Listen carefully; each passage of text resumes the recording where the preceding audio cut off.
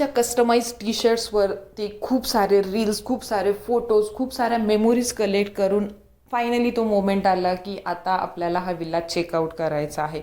सगळ्यांचे चेहरे जरा जरासे पडलेले दिसत होते की अरे यार फायनली आता आपली ट्रिप ओव्हर झाली, आता आपण सगळेजण आपापल्या लोकेशनला जाणार किंवा yes the day already spent well, but still असं वाटत होतं की यार नको जायला, हे दिवस संपूच नाही. म्हणजे लिटरली अजूनसुद्धा मला असं वाटतं की यार किती छान दिवस होता तो, किंवा ते मोमेंट्स जे खरंच खूप भारी होते. आणि मग नंतर आमच्या 2 कलिग्सला लवकर जायचं होतं, त्यांची ट्रेन बुकड होती, त्यामुळे ते आधी जाणार होते. मग तो पार्ट स्पेशल ट्रिपचा एक इमोशनल टच तो ट्रिपचा रिव्हील झाला सगळ्यांसाठी. जे मी सरप्राईज गिफ्ट्स बनवले होते ते देण्याचा क्षण आला. सगळ्यांना ते बघून खूप आनंद झाला आणि त्या सगळ्यांना झालेला आनंद बघून मला आनंद झाला. मला खूप समाधान वाटलं. म्हणजे इतकं की बाप रे बाप, मला खरंच खूप छान वाटतं एखाद्याला मी काही केल्यानंतर, दिल्यानंतर त्यांना झालेला आनंद बघून खरंच खूप मस्त वाटतं.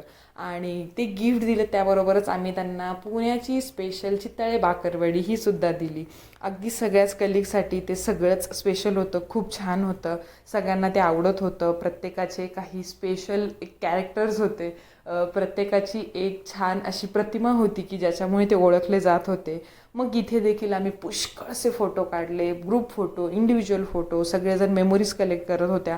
आमच्या स्पेशल मॅनसोबत फोटोज झाले, आनंद झाला. आमचे मॅनेजर साहेब अर्थात त्या दिवशी किंवा त्या 2 दिवस कोणीही कोणत्याही रोलमध्ये नव्हते. प्रत्येकजण जस्ट एक फ्रेंड होता, प्रत्येकजण एक खूप चांगला कलिग नाही म्हणू शकत, पण येस एकदम एक एक स्पेशल सोल होता. एक छान बॉन्डिंग झालेलं सगळ्यांचं. तर हे मोमेंट्स आमच्या सर्वांसाठी खूप स्पेशल होते.